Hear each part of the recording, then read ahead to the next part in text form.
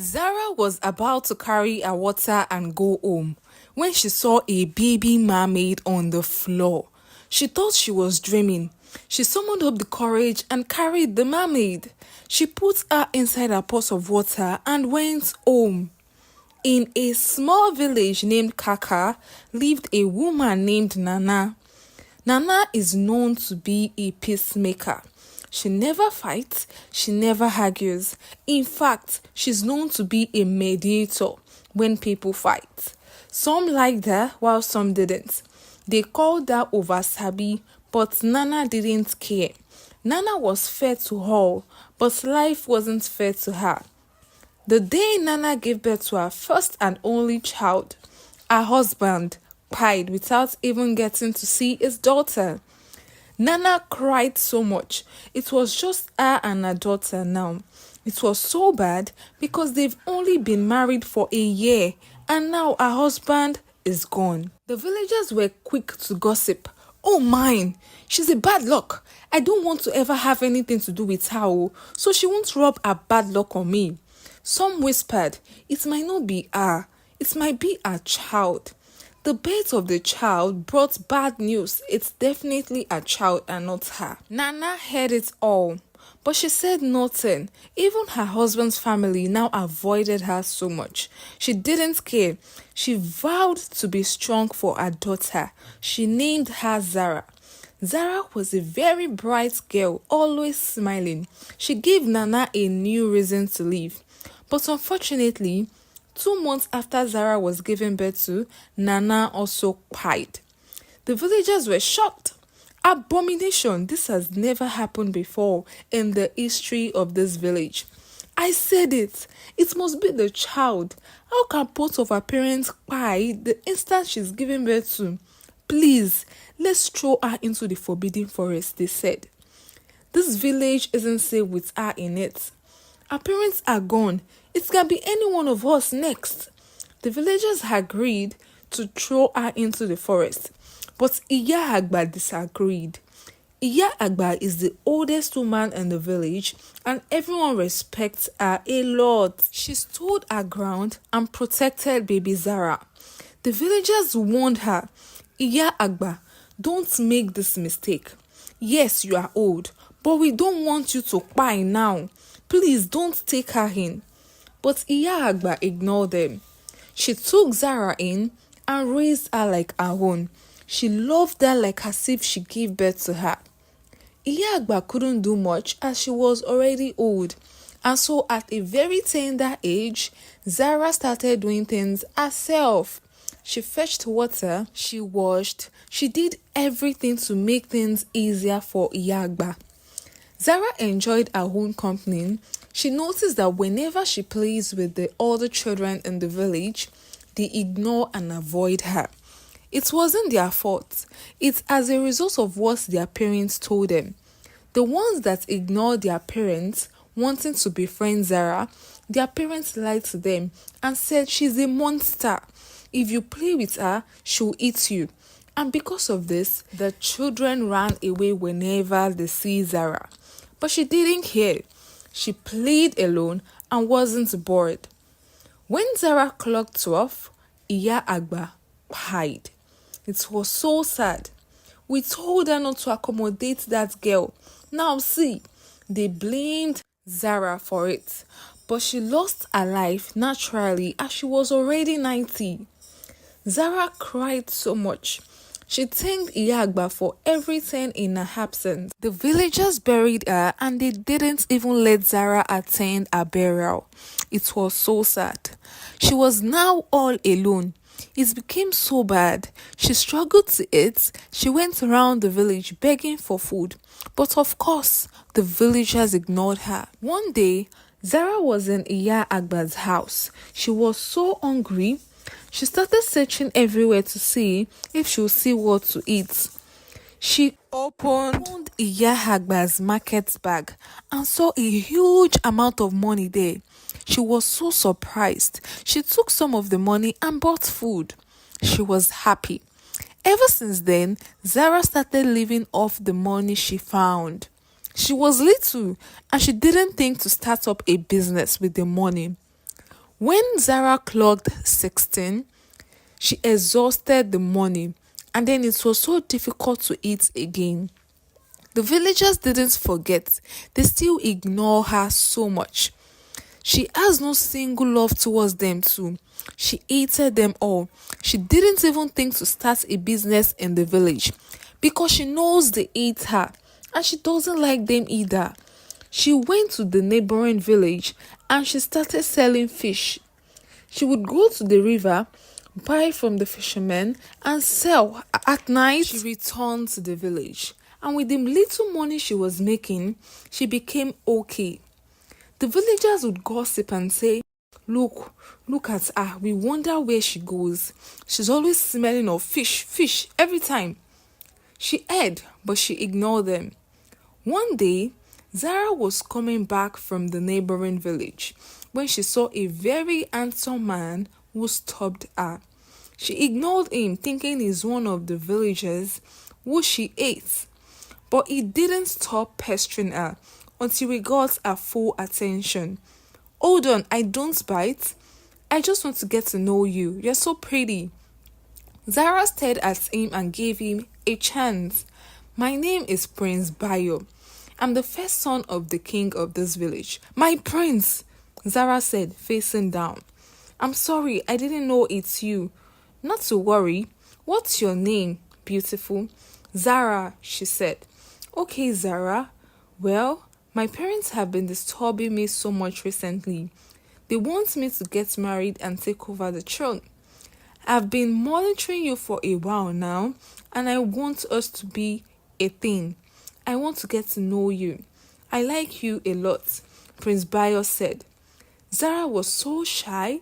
Prince Bayo likes her enough to marry her. She couldn't believe it. So I'll be the future queen. She was so excited. She became friends with him, and as time passed, they started dating. They went round the village displaying their love. The villagers started respecting her a bit because of the prince. Not because they want to, but because of Prince Bayo. Zara was so much in love with him, and he was too. One day, Zara was coming back from the market. Suddenly, a lady dressed like a princess approached her and slapped her. How dare you? Stay away from my future husband, the lady said. What is the meaning of this? Zara said, defending herself. Who are you and what are you talking about? I'm talking about the prince, Prince Bayo. We are getting married soon. I'm carrying his child. Zara was so pained, she started crying. The villagers gathered and started laughing. Look at you. So you think you are worthy of being our queen? You ill-fated girl. Get lost. Zara was so pained. She didn't say anything. She went home and cried herself to sleep. For days, Zara didn't go out. She was so heartbroken. Days later, Prince Bayo came to visit her. I'm sorry, Zara. My parents have threatened me with the throne. They said if I don't marry her, I won't be crowned king. I'm sorry, Zara. I love you, but I have to go. Zara felt like as if her heart was being ripped to pieces. She cried so much. She was so embarrassed. She couldn't even pass the village streets because the villagers were mocking her. She started passing the deserted road at the back of the village. She even started fetching water at the abandoned river. And one day, Zara had to go to the market to sell so she could eat. She passed the abandoned roads and went to the abandoned river. She fetched the water and was about to go home when she suddenly saw a very little mermaid. She was shocked. She summoned the courage and carried her.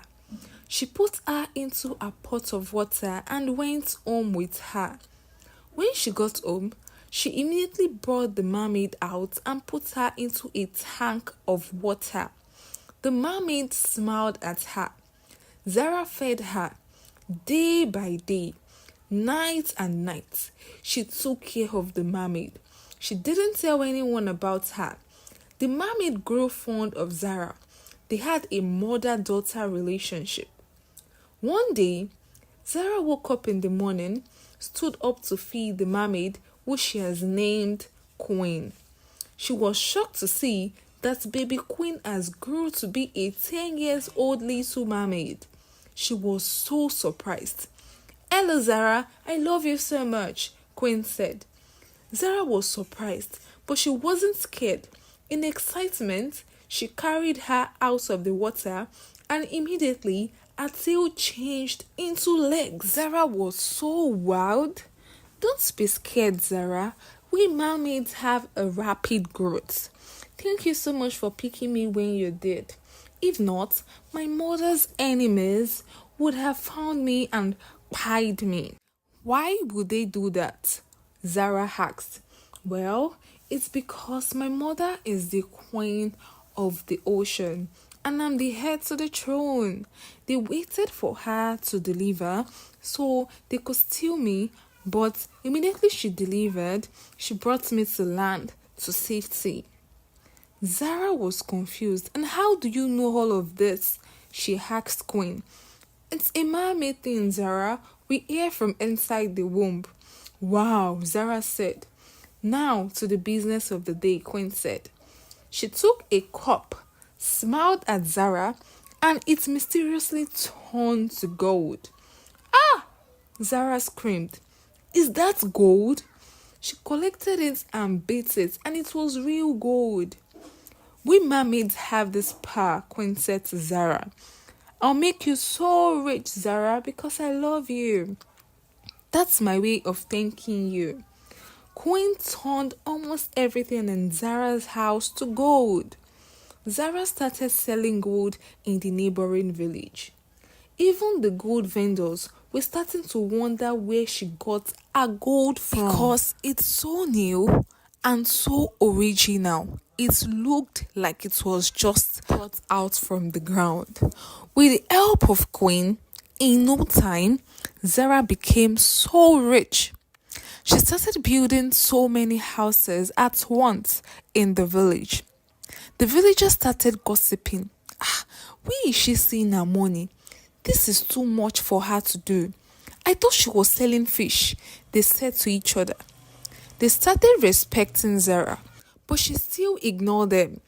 They did everything to be her friend, but Zara avoided them every time. She became the richest person in the village. She was even richer than the king's family. She loved Queen so much and did literally everything for her. Queen gave her so much gold that won't finish in a lifetime.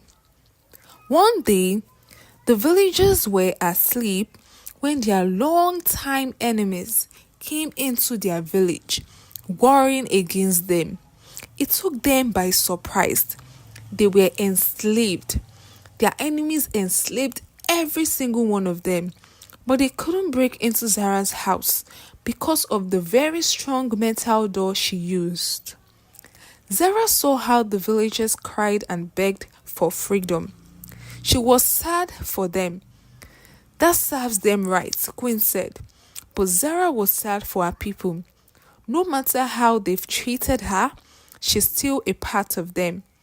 And so she made a hard decision. She went out to save them. The soldiers from the neighboring village wanted to capture her too, but she immediately brought out so much gold and gave it to them. They were shocked. Zara gave them more and more. They were impressed. They gave Zara so much respect. Zara told them to let her people go, and they did immediately without questioning her. The villagers were so glad Zara saved them. They all bowed, calling her queen. From that day henceforth, Zara became the most respected person in the village. Years later, Queen went to Zara and said to her, "It's time, Zara. It's time to go. I can feel my mother calling." Zara got so emotional. She bid Queen farewell. She thanked her for everything. After Queen left, Zara smiled, thanking God for changing her story.